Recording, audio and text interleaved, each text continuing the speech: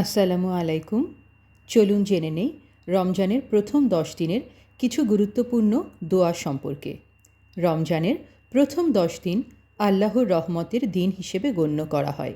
এই সময় বেশি করে আল্লাহর রহমত কামনা করা উচিত।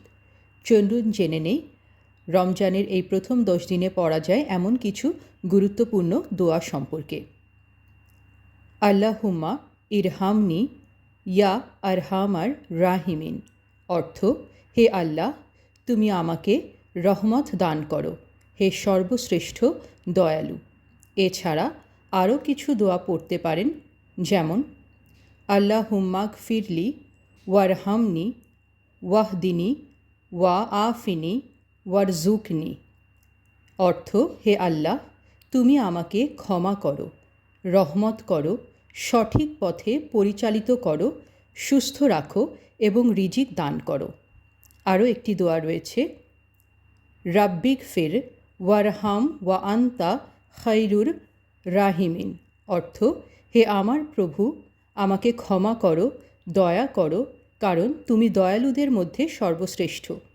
রমজানের প্রথম 10 দিনের জন্য সুন্নত ও মুস্তাহাব আমলগুলোর মধ্যে রয়েছে তওবা ও ইস্তিগফার করা, আল্লাহর রহমত পাওয়ার জন্য অধিক পরিমাণে আস্তাগফিরুল্লাহ বলা,